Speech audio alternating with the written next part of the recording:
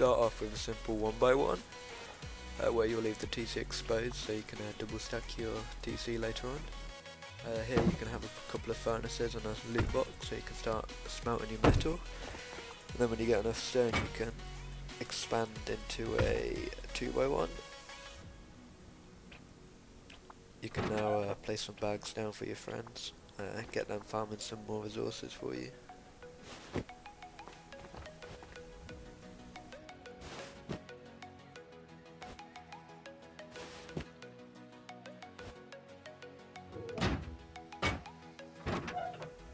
After gathering some more resources you can make a 2x2, and this is where you can add an extra loot room for the needed storage.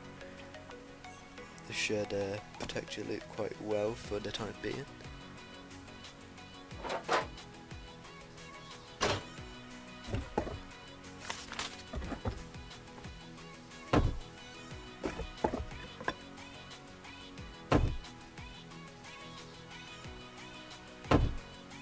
You can now add an airlock.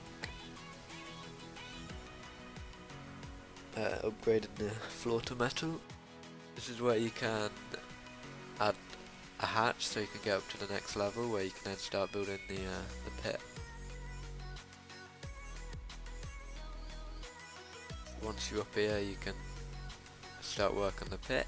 You don't need to honeycomb the base as of yet, as the stability from the pit will be enough for now. So now you can make the ladder hatch all the way up. For the third floor you're going to have to waste a furnace to get up. Once you're up here you can start work on the main loot room, so using metal floors so it's harder for them to pick up. You can create a lip around your base where the loot rooms will be.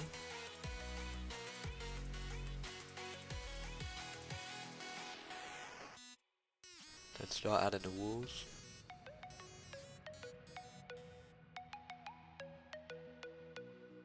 And this is where you can now start work on the loot rooms. So if you fill this in with thatch, never upgrade that. You don't upgrade that or it just defines the entire point of the flamethrowers. So you just start building the loot rooms as this triangular size, having these corners as a square and a triangle open.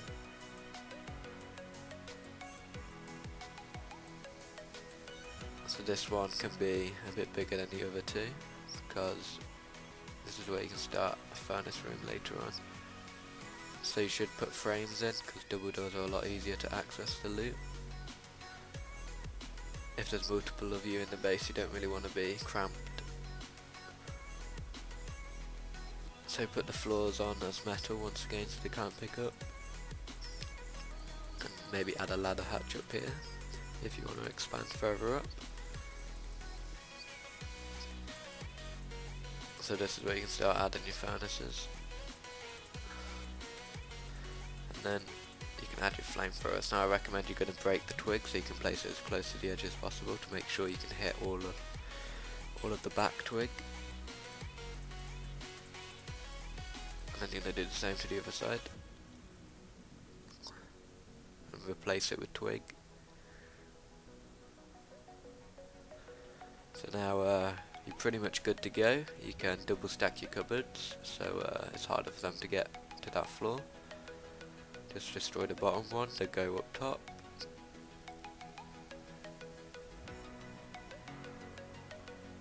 Place the cupboard down, get access. Quite hard because of the flamethrower, but it's possible to get over it. Come down to the bottom, place another cupboard. And you should be good to go now. You should probably start honeycombing your base now to make it harder to raid. So you just add a couple of doors on here. Now you can do whatever, you can kinda put whatever you want in here. You can fit quite a lot of boxes. I like to put 4 boxes and then put like a sleeping bag down, so if I am getting online raided I can spawn in my loot room, pick up a gun, help defend.